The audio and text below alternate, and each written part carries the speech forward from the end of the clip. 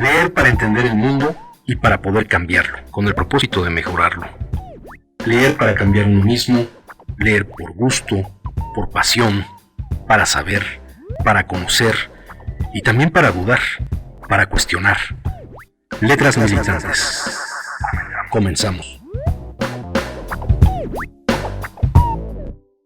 ¿Qué tal? Bienvenidas, bienvenidos a esta nueva emisión de Letras Militantes.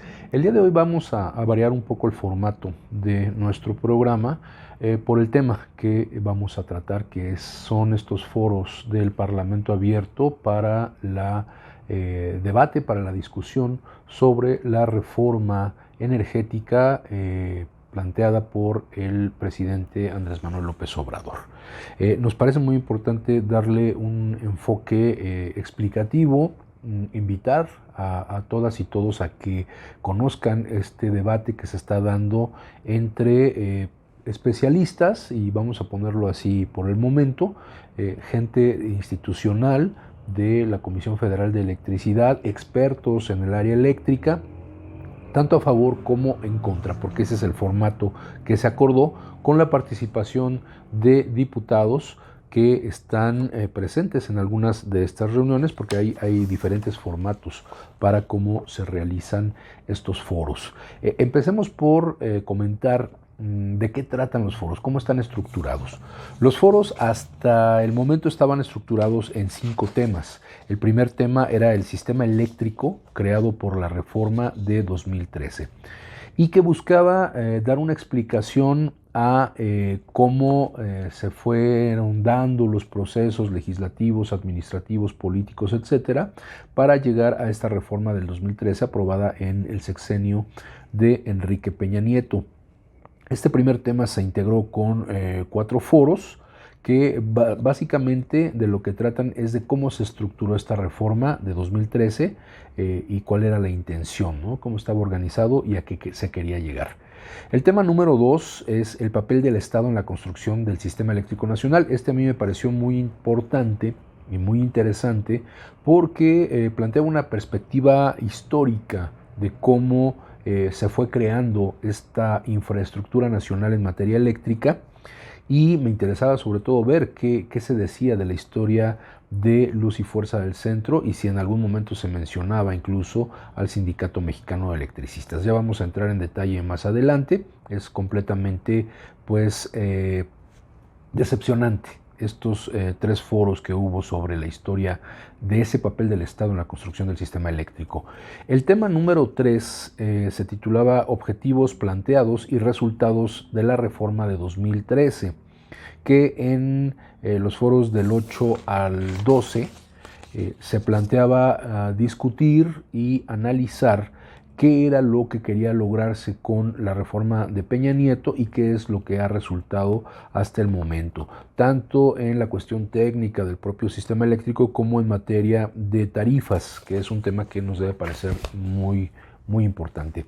El tema número 4 se tituló Constitucionalidad y legalidad de la iniciativa de la reforma eléctrica de 2021. Es decir, los 3 temas anteriores funcionan como preámbulo, como contexto de este cuarto tema que busca o buscó generar la discusión sobre si es viable por cuestiones legales y constitucionales esta iniciativa de reforma eléctrica.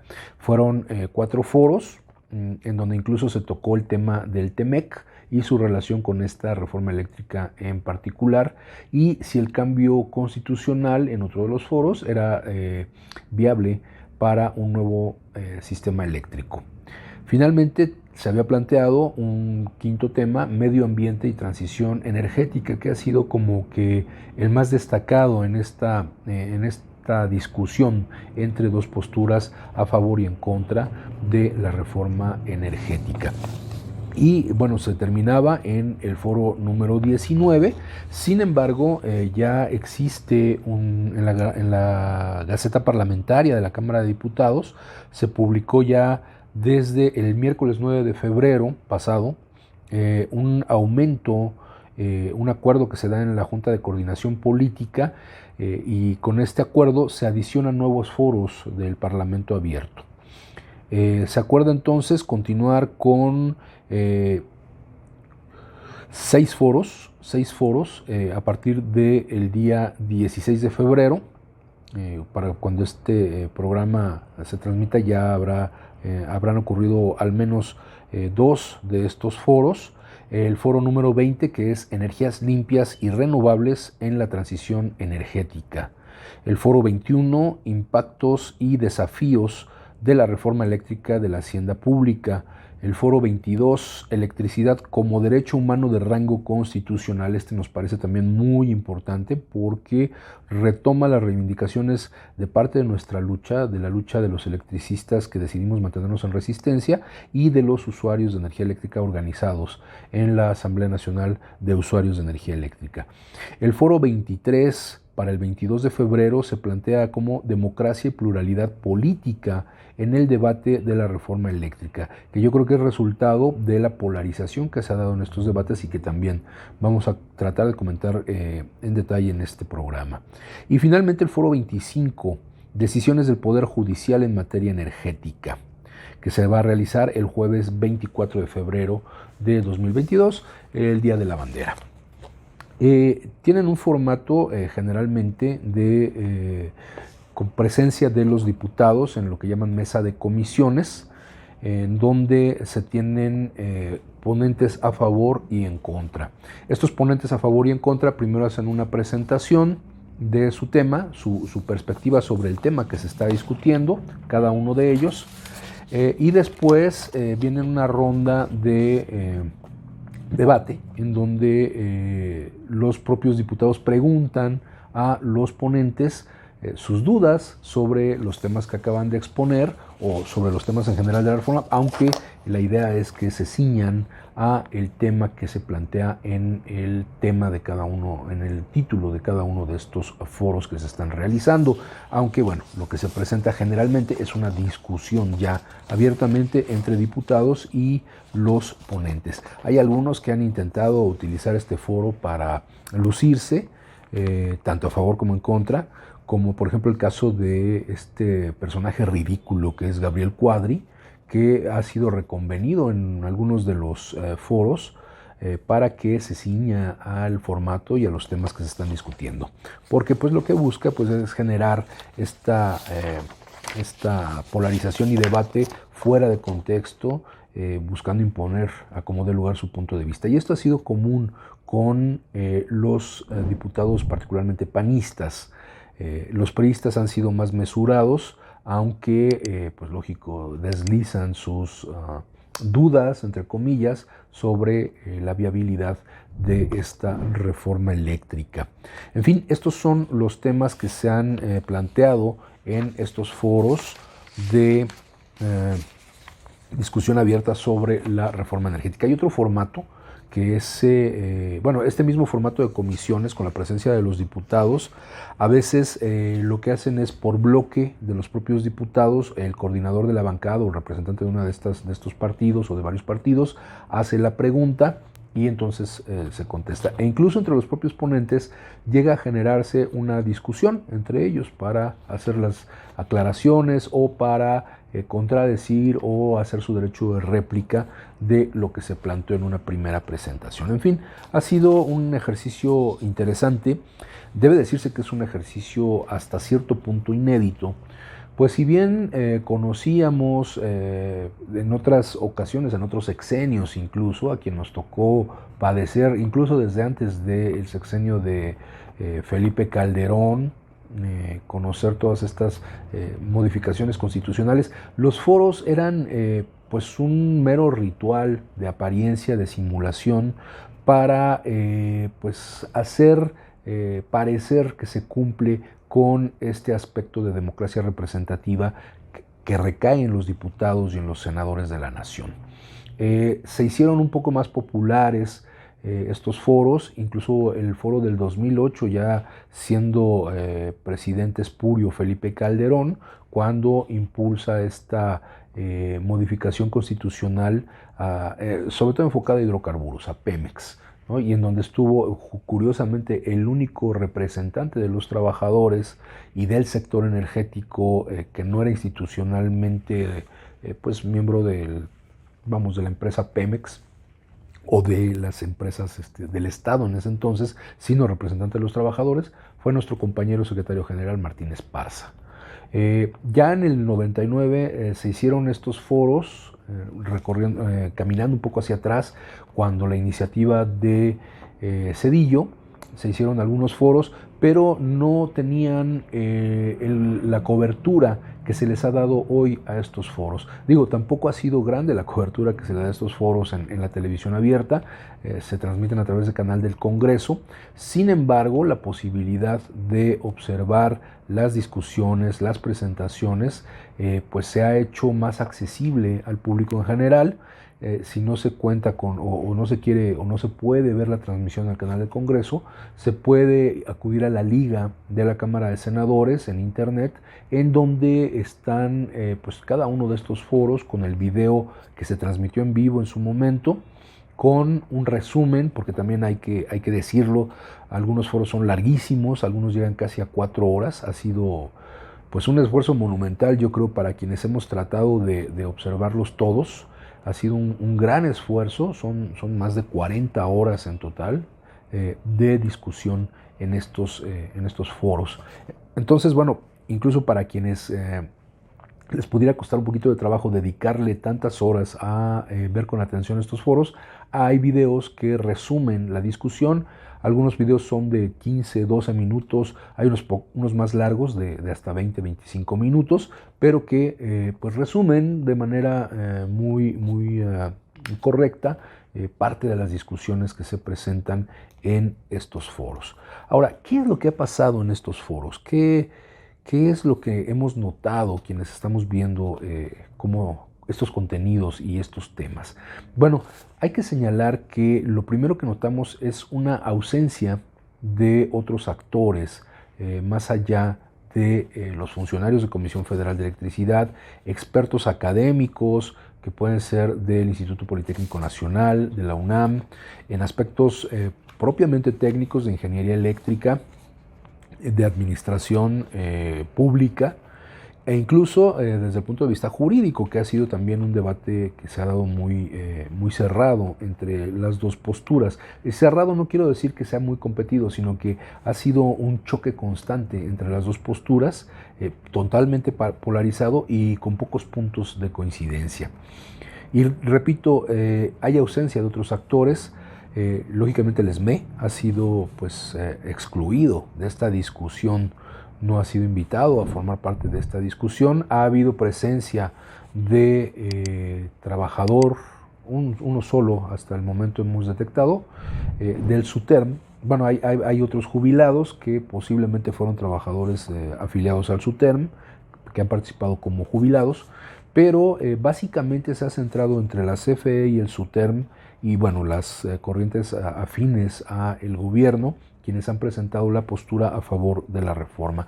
Y en contra de la reforma, básicamente podemos hablar de voceros y voceras de las grandes empresas transnacionales cuyos intereses se pudieran ver afectados en esta reforma constitucional. Y me atrevo a decir que son voceros y voceras porque incluso en uno de los foros, una de las ponentes señala muy claramente, ¿no?, que hay una estructura de cabilderos y lobistas. Cabilderos, bueno, son los que se dedican a cabildear, a meterse con las bancadas, con los diputados, para convencerlos de la postura que a ellos se les ha asignado para defender tal o cual iniciativa, ¿no? Y lobbies, porque bueno, viene de la palabra lobby en inglés, que se les denomina lobistas, que básicamente hacen lo mismo.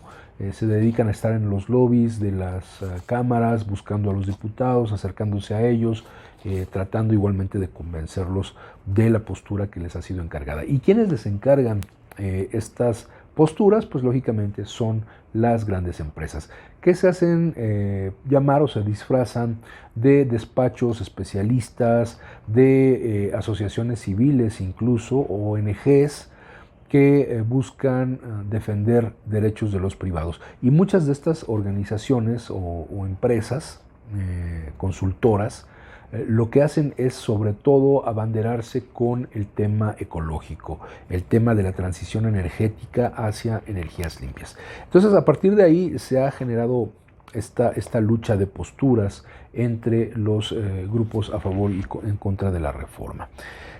¿Qué es lo que identificamos en el discurso de oposición a la reforma? Porque es homogéneo, hay que decirlo. No hay matices, no hay posturas que hasta se contradigan entre ellos, sino que básicamente es un bloque de opinión que ha manifestado la misma postura en todos los foros, incluso al grado de que en algunos foros ni siquiera toman en cuenta el tema por el cual se les ha invitado a participar en el foro, y simplemente lo que hacen es expresar su defensa de las posturas de las empresas a las que vienen representando. Ellos manifiestan, y este es uno de los dichos más utilizados durante todos los foros, que debe haber la participación de todos los sectores para garantizar el ejercicio de los derechos humanos. Y aquí hay una franca perversión del término de derechos humanos, pues lo manejan de manera tal que pareciera que las personas morales, es decir, las empresas, no solo las personas físicas, sino las personas morales, se ven afectados en sus derechos humanos, cuando recordemos que esto tiene que ver, en primer lugar, sí con colectividades, sí con individuos, pero no con intereses económicos que pongan en peligro el bienestar de otras agrupaciones. Y eso es lo que estas empresas hacen, privilegiando sus propios beneficios económicos, lo que hacen es afectar los intereses de otros grupos más amplios de ciudadanas y ciudadanos. Entonces, con la bandera de los derechos humanos también ellos buscan incidir en la opinión de la gente, porque en este debate saben que los opositores a esta manera de expresar las cosas tienen los argumentos para desarmarlo, pero lo que hacen este discurso de oposición a la reforma es buscar, a través de este debate que es transmitido en medios, llegar a la población de una manera muy emocional y aplicar este principio de posverdad. ¿Qué es el principio de posverdad? Es cuando algo se dice, aunque no se tengan los argumentos legales, científicos, etcétera, suficientes para sustentar una posición, a lo que se acude es a la cuestión emocional, ¿no?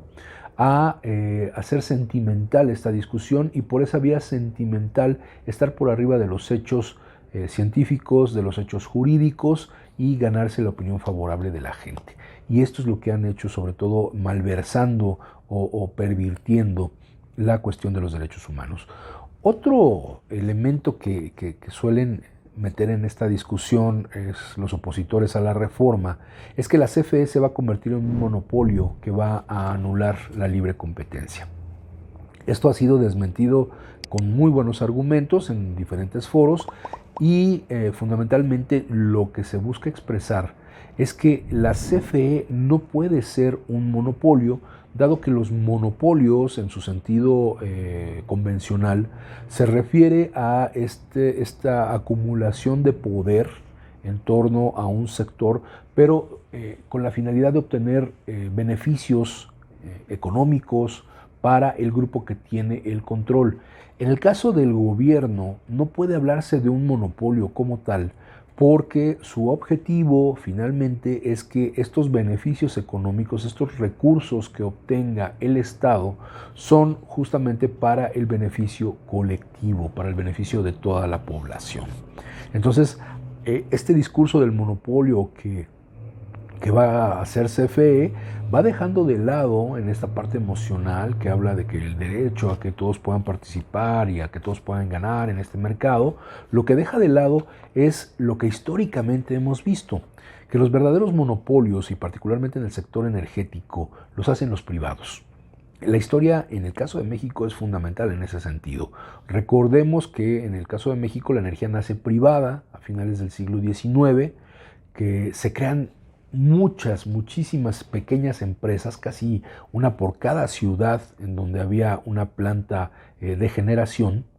Y entonces estas empresas, a lo largo del tiempo, que se crean con la finalidad de explotar el recurso para fines económicos particulares. Recordemos, ya lo hemos comentado aquí en este programa, que la industria eléctrica nace fundamentalmente para beneficiar a la industria minera y a la industria textil, que eran privadas y que eran mayoritariamente extranjeras, y que a partir de generar energía eléctrica para estas empresas, para estas pequeñas empresas en todo el país, se crearon estas otras empresas eléctricas privadas y mayoritariamente extranjeras, que al paso del tiempo van siendo absorbidas por otras empresas más grandes, al grado de que en la década de los 30 ya se hablaba básicamente de un duopolio, dos grandes empresas extranjeras que explotaban la energía eléctrica, la Mexican Light and Power, donde el Sindicato Mexicano de Electricistas fue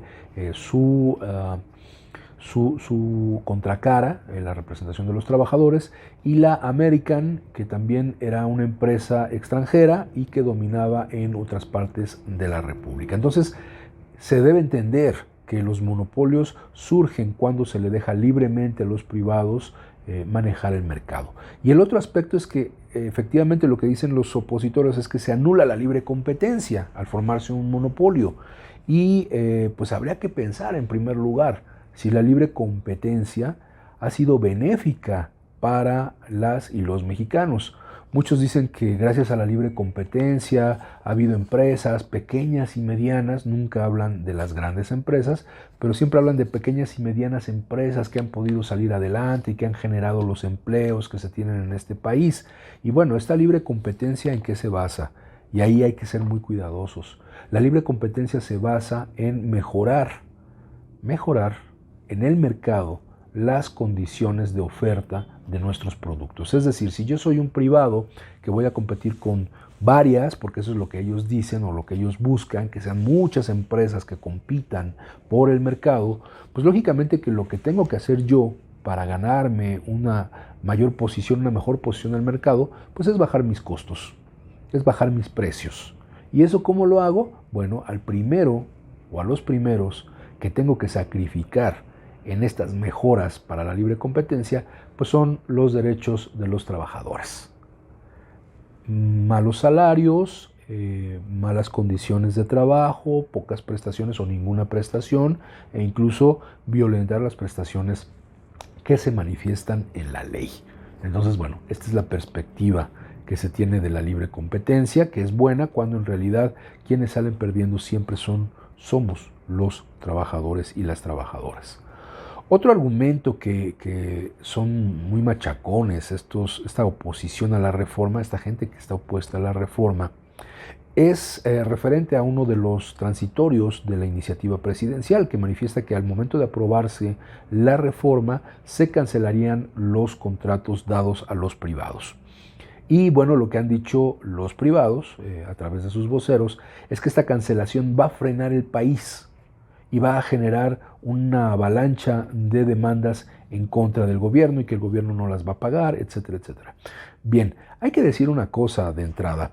Esta cancelación de contratos no va a frenar al país, porque si algo ha quedado claro es que en los casos de emergencia, la industria eléctrica que ya existe, la infraestructura que ya existe, es capaz de mantener en movimiento la generación, transmisión, distribución y suministro de energía eléctrica. O sea, no se va a parar el país, no se va a frenar el país. Y más adelante en uno de los temas vamos a mencionar por qué.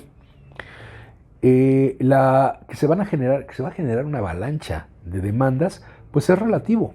Es relativo porque pensemos que ninguno de los grandes cambios de la industria energética de este país ha sido gratuito.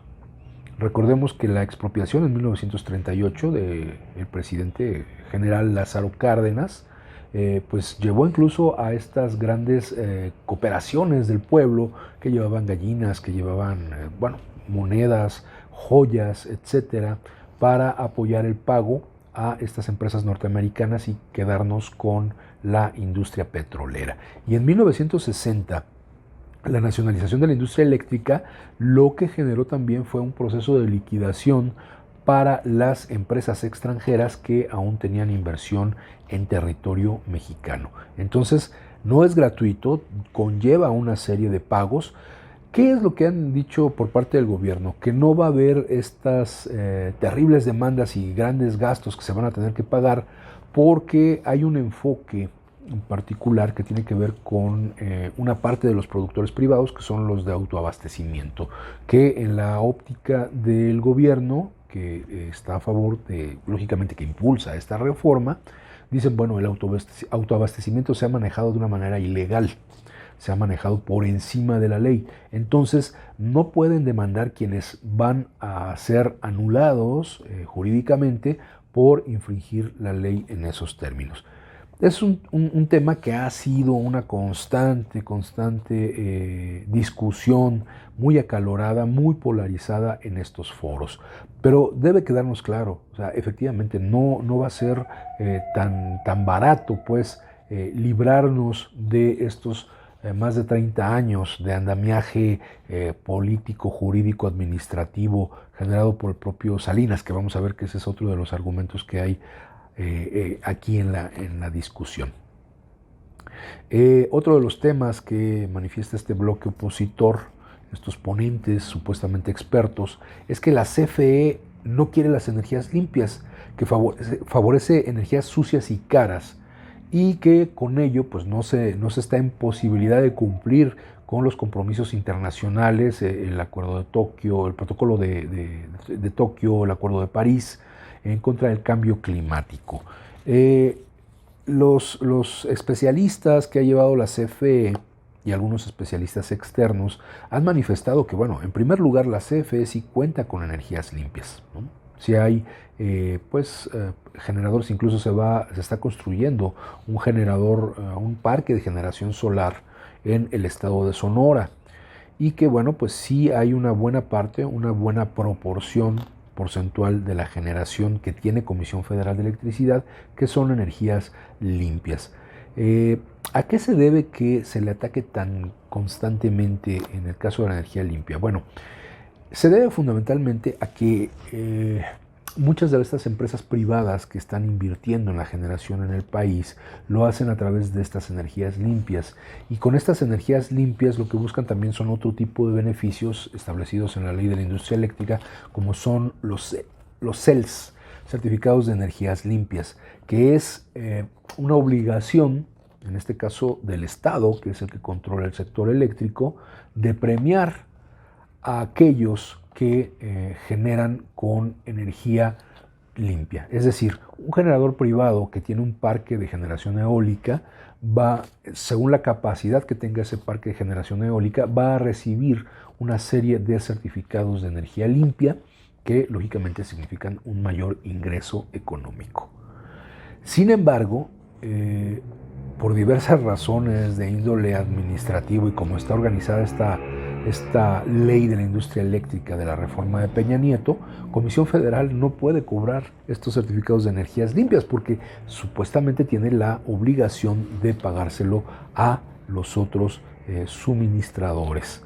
Entonces, bueno, se vuelve una trampa en donde el gobierno es quien tiene que pagarle a estas empresas. Y en eso entra la siguiente trampa que tiene que ver con el despacho de energía eléctrica. Pero bueno, eso vamos a verlo en el siguiente bloque, que acabaremos con estos argumentos, de mencionar estos argumentos del bloque opositor, y hablaremos de los argumentos a favor de la reforma eléctrica. Pero esto lo haremos después de la pausa musical que tenemos el día de hoy en Letras Militantes. Estás escuchando Letras Militantes.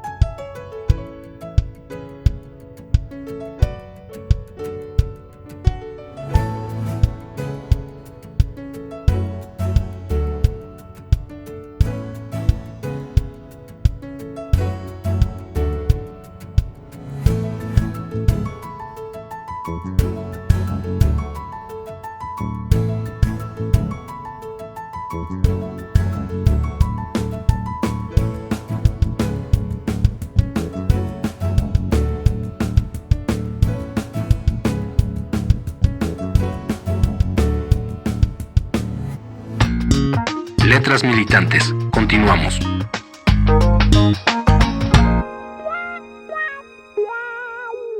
¿Qué tal? Ya estamos de vuelta en Letras Militantes para continuar con este tema que nos parece tan importante sobre los foros abiertos, los foros del Parlamento abierto sobre la reforma eléctrica propuesta por el presidente Andrés Manuel López Obrador. Continuamos con los argumentos que se han manejado en el discurso del bloque opositor a la reforma y que, bueno, continúan con este particular que dice que esta iniciativa va en contra de una tendencia mundial de contar con organismos autónomos e independientes que regulen el sector energético. Y cuando se habla de esta tendencia mundial, pues parece que se les olvida o no quieren comentar que pues todas estas tendencias mundiales, entre todas estas tendencias mundiales, pues también está el neoliberalismo, que ha sido desastroso, que ha destruido economías completas y que ha obligado a matizar en algunos países, a cambiar por completo el modelo económico en otros, sin salirse del modo de producción capitalista, y que, bueno, estos organismos autónomos e independientes pues muchas veces favorecen los intereses de los privados, los intereses individuales por encima de la soberanía de un país.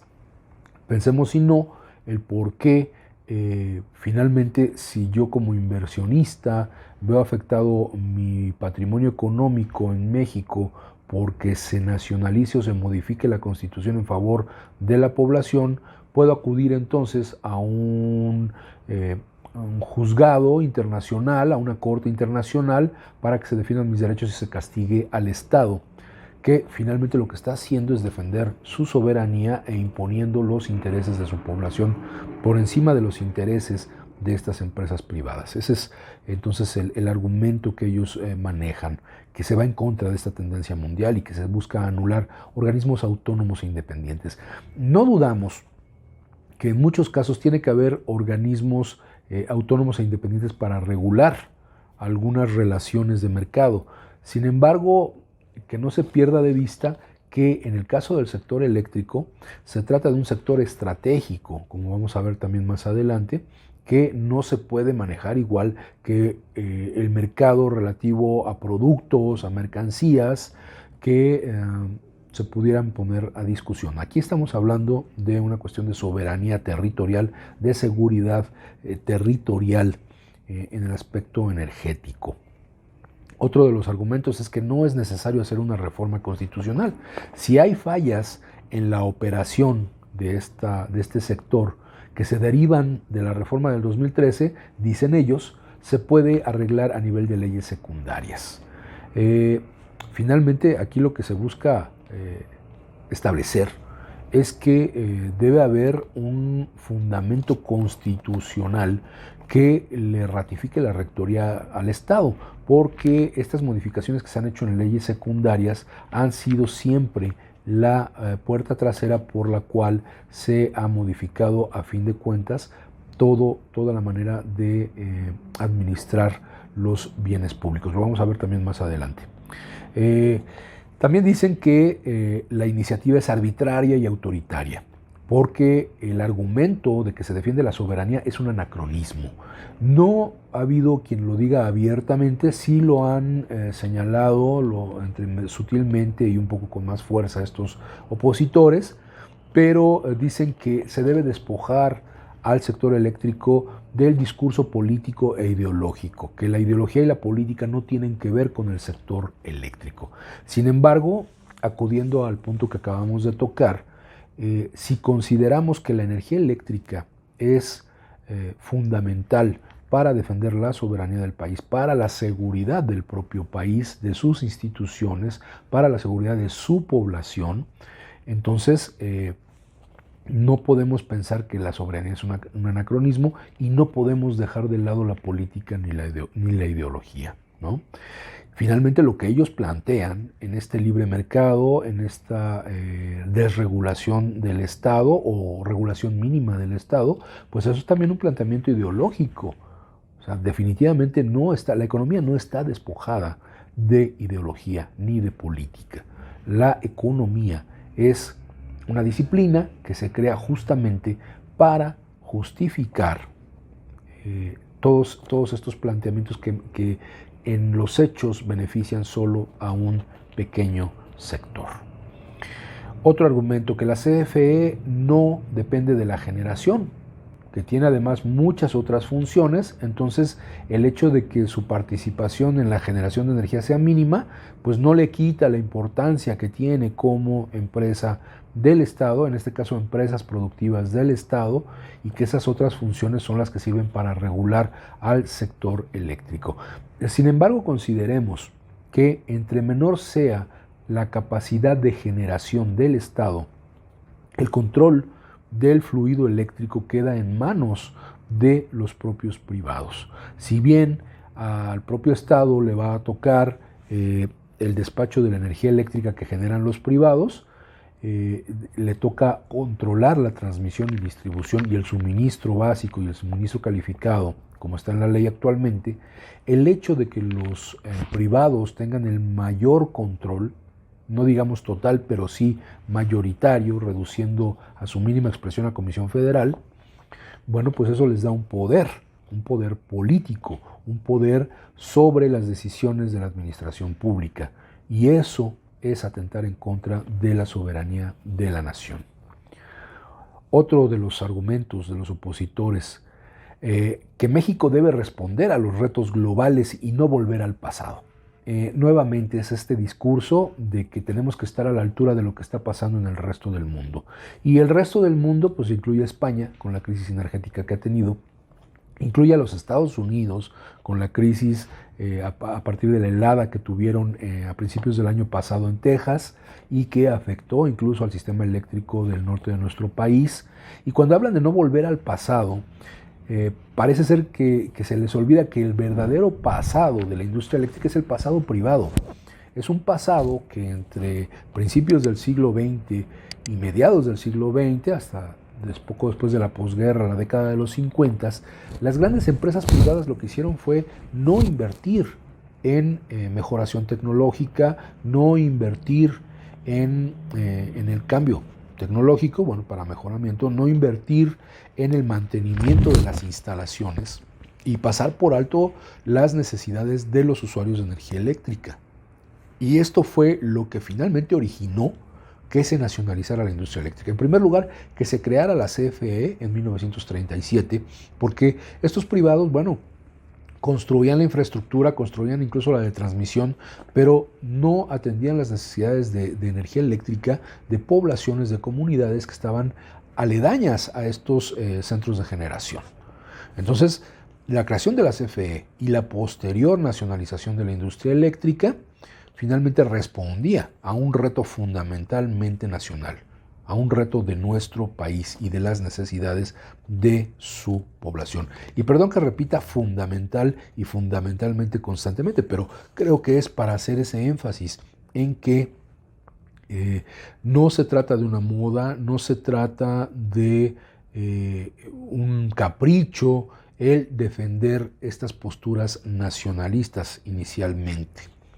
El pasado del que ellos hablan, pues creo que es el pasado más ilustre que ha tenido, a pesar de los gobiernos priistas, nuestro país, con esas decisiones de Estado que ayudaron a el desarrollo económico y social de México.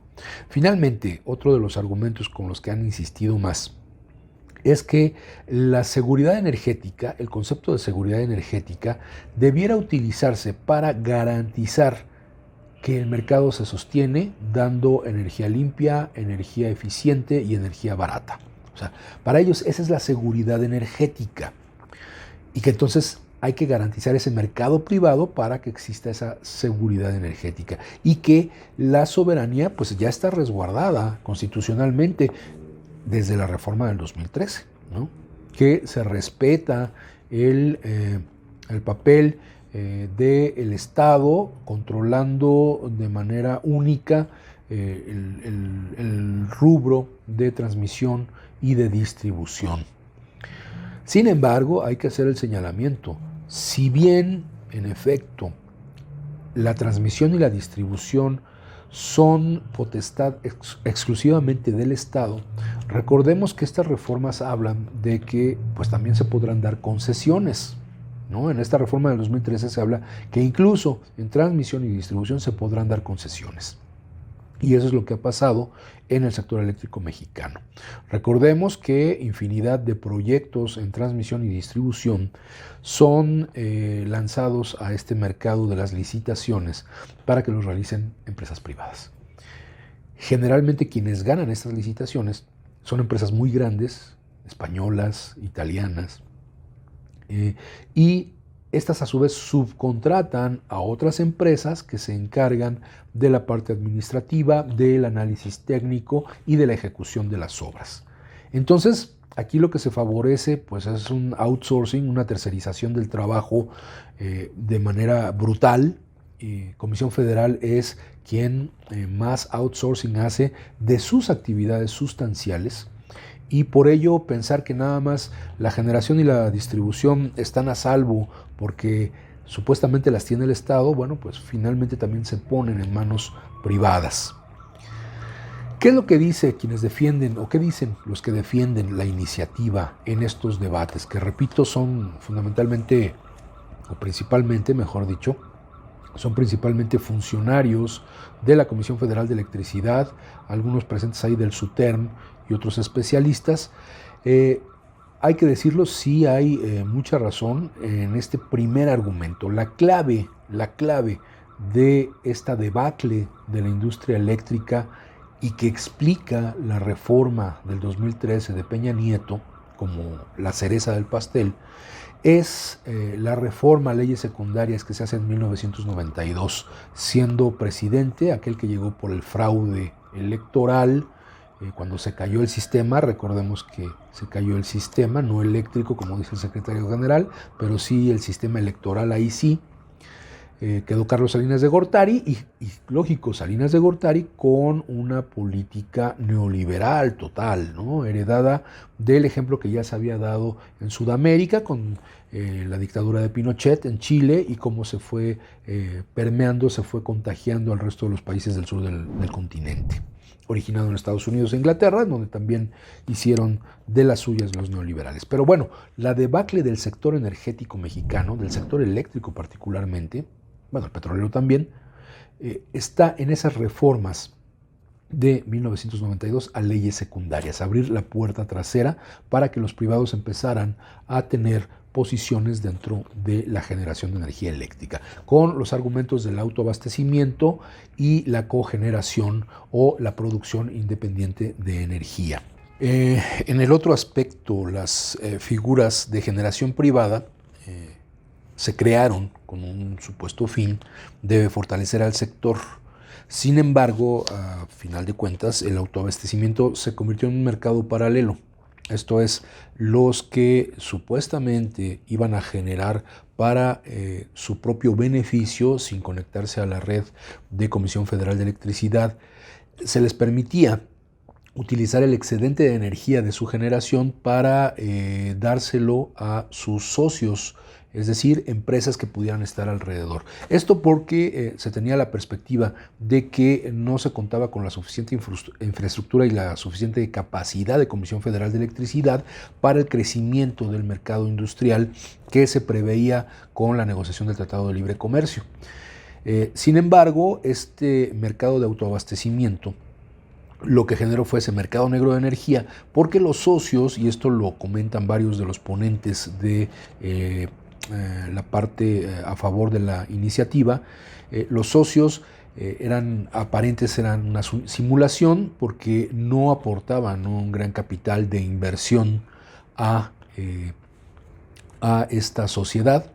Se habla incluso de socios de $1, su capital social era de $1 en esta sociedad, pero que en realidad son clientes de estas empresas privadas. Entonces se le vende energía privada que generan estas propias empresas, la suben la suben a la red de Comisión Federal de Electricidad, no pagan porteo, no pagan la transmisión, no pagan la distribución, y estos socios, que originalmente eran pensados en zonas aledañas a donde estaban estas plantas de generación, pues pueden estar a kilómetros de distancia, a cientos de kilómetros de distancia, que es lo que está ocurriendo con este mercado negro de energía con los productores de autoabastecimiento.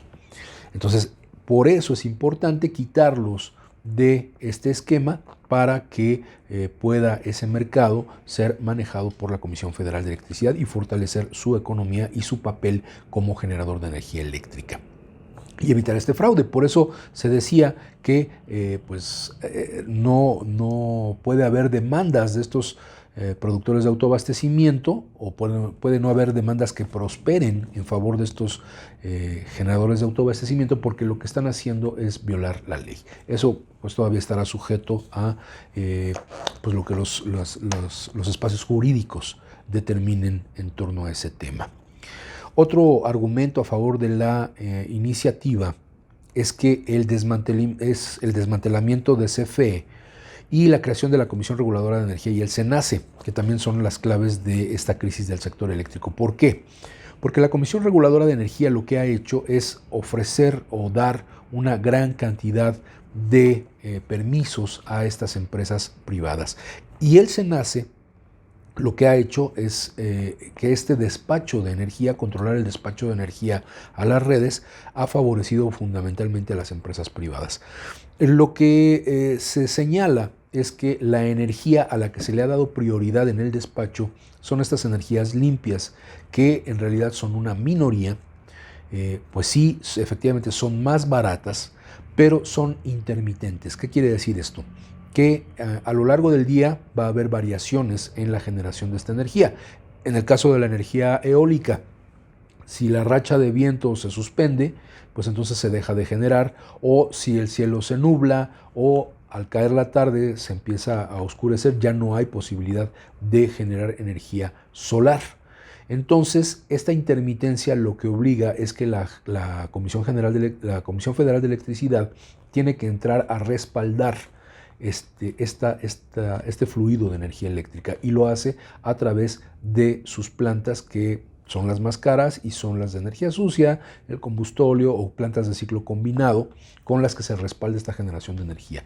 Pero entonces el costo con el que se respalda esta energía limpia es el costo que se aplica al pago de estas empresas privadas. Entonces ese argumento de que son las más baratas se desvanece cuando en el respaldo, y de acuerdo a la legislación que existe, se les tiene que apoyar con estas energías sucias, que son más caras, y finalmente ese encarecimiento a quien beneficia es a los privados, porque es el costo con el que se les va a pagar la energía que supuestamente tendrían que haber dotado durante todo el día. Entonces aquí el despacho de energía ha sido también una clave de polarización de la discusión. Pero es claro que, lógicamente, quienes defienden estas energías limpias desde este enfoque, lo que están haciendo es golpear la capacidad de generación de Comisión Federal de Electricidad. Y pues finalmente es el Estado quien carga con esos altos precios del mercado, porque tiene que sostener un costo o un precio de la tarifa eléctrica para los usuarios finales sin incrementarlo, tiene que sostenerlo sin incrementarlo, a pesar de estas variaciones en el pago a los generadores de energía eléctrica. Entonces, por eso se han vuelto también una especie de carga muy, muy fuerte para el propio Estado. Otro argumento de quienes están a favor de la iniciativa es que la finalidad de esta iniciativa, de esta reforma eléctrica, es fortalecer a Comisión Federal de Electricidad en el caso de que se redujera su mínima expresión, evitar que se reduzca su mínima expresión. Lo que decíamos también en el bloque anterior, poniendo en peligro la seguridad nacional. ¿Qué pasa cuando una serie de empresas privadas dominan el mercado y una de ellas, lógicamente siempre pasa, históricamente es lo que siempre ha pasado, empieza a absorber a las demás empresas o las acciones de las demás empresas? O sea, hace un consorcio. finalmente se convierte en un monopolio. Y estos monopolios no están exentos de una posición ideológica y política que tiene que ver con lo global, no solamente con la situación de México, pero también influye en la situación política interna mexicana. ¿Qué pasa si un presidente decide reducir los beneficios que está obteniendo este monopolio o este consorcio? Si este consorcio o monopolio ya controla la mayoría de la generación, ellos pueden decidir si suben o bajan tarifas, si cortan o no cortan energía, y pueden aducir incluso problemas técnicos. Lo hizo Enron en su momento en California, esta empresa norteamericana que absorbió a generadoras de energía eléctrica y que manejaba a su antojo las tarifas de energía eléctrica. Ese es el gran problema de fondo. Ese es el meollo del asunto, el control de empresas privadas sobre un bien estratégico para el desarrollo del país, para la vida cotidiana de todos y cada uno de nosotros y para el futuro de nuestra nación. Resumiríamos ahí lo que se ha discutido. Ha habido mucho más temas. Por ejemplo, se ha profundizado sobre la cuestión del Tratado Económico México, Estados Unidos y Canadá, el TEMEC, lo que impactaría de esta reforma en ese tratado. Por una parte, quienes apoyan la iniciativa y la defienden en estos debates han dicho, bueno, hay un capítulo energético, hay un capítulo sobre energético y que defiende la soberanía de cada país. Cada país está en su derecho de defender su soberanía interna. Sin embargo, también hay capítulos que tienen que ver con el cuidado de las inversiones para quienes están desde otros países invirtiendo, en este caso en México. Entonces, bueno, eso nos va a dar lugar a otros debates que vamos a ver más adelante en otras emisiones de Letras Militantes. Sin embargo, vale la pena señalar que hay temas que quedan fuera de este debate. El tema de luz y fuerza está excluido completamente del discurso. Se le nombra apenas, se hace mención en algunos de los debates a, por ejemplo, decía este personaje del SUTERM, ¿no?, de las luchas que se han dado en contra de la privatización de energía eléctrica que ha estado a cargo de sindicatos y trabajadores. No mencionan al ESME, no mencionan a Luz y Fuerza del Centro. Sí hubo una participación en aquel frente contra la privatización en 1999, sin embargo no fue un frente mayoritario de la Comisión Federal de Electricidad ni de los trabajadores del SUTERM. Se menciona la destrucción de empresas públicas, sin embargo no se menciona por su nombre a el decreto de extinción del espurio Felipe Calderón, que nos arrebató un proyecto de vida a las trabajadoras y trabajadores del Sindicato Mexicano de Electricistas.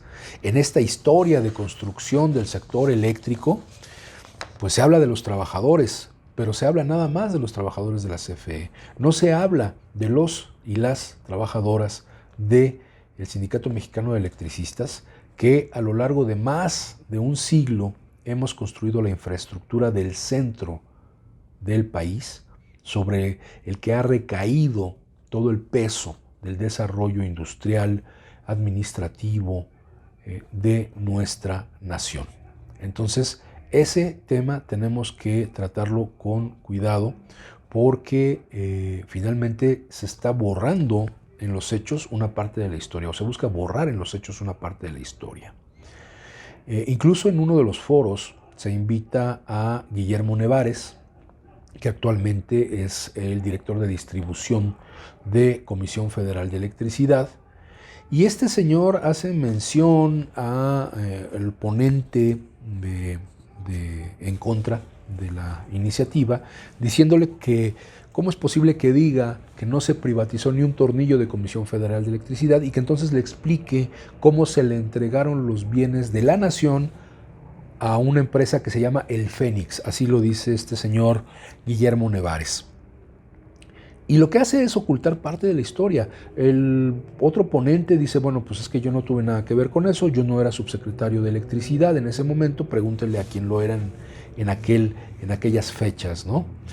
Y creo que lo de Nevares pues me parece además muy, muy truculento, porque Guillermo Nevares era el gerente de distribución de la Ciudad de México en el momento en que nos dan el golpe el 11 de octubre del 2009.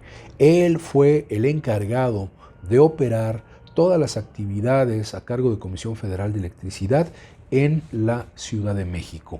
Él sabía perfectamente de la toma de las instalaciones. Su personal es el que entró a operar en las instalaciones de Luz y Fuerza del Centro en el momento del golpe. Él fue cómplice, Guillermo Nevares, actual director de distribución de Comisión Federal de Electricidad, él fue cómplice del golpe en contra del Sindicato Mexicano de Electricistas. Entonces, que no quiera venir a decirnos, o que no quieran venir a decirnos que es ahora un patriota y un héroe, ¿no? Como se ha planteado incluso con el director de Comisión Federal de Electricidad, a quien dice el propio Nevares que es un gran patriota, Manuel Bartlett. Claro que sí, cómo no. Entonces es importante que nosotros rescatemos esta parte de la historia, que nos diga este señor Nevares mejor qué pasó con las toneladas de cobre que se desmontaron de las líneas de distribución en la zona centro del país, en la Ciudad de México particularmente, de la que él era responsable. Él ha estado a lo largo de todo este proceso de resistencia del Sindicato Mexicano de Electricistas dentro de la Comisión Federal de Electricidad. Él fue cómplice del gobierno de Calderón, él fue cómplice del gobierno de Peña Nieto y actualmente es cómplice de Manuel Bartlett en esta campaña de criminalización de la lucha social de los usuarios de energía eléctrica y del Sindicato Mexicano de Electricistas. Por eso hay que señalar que el SUTERM y la CFE no son el gremio heroico, patriota y defensor de los intereses de la nación que nos quieren vender en estos foros. Nosotros, como Sindicato Mexicano de Electricistas, estamos totalmente a favor de esta iniciativa. Nosotros, en su momento, cuando nos dieron el golpe, lo dijimos.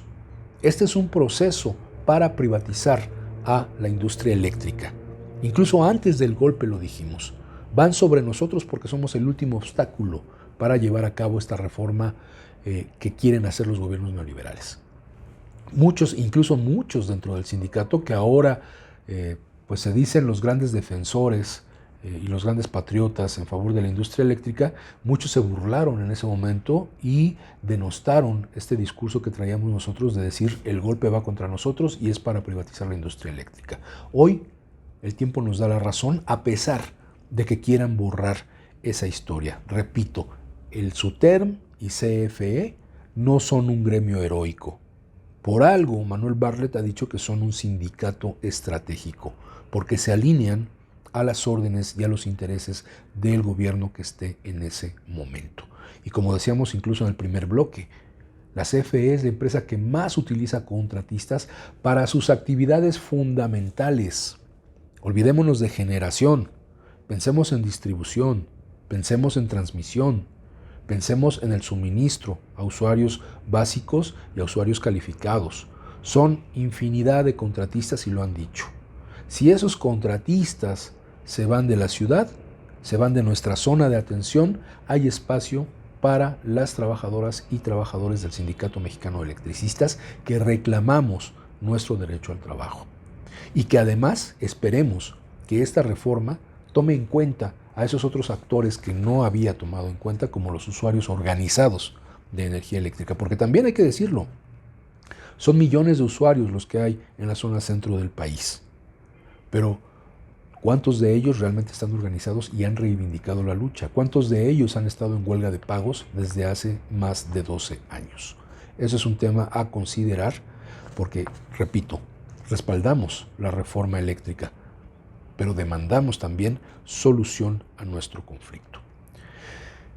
Nos parece muy importante que se den estos debates porque la energía eléctrica es un tema de geopolítica.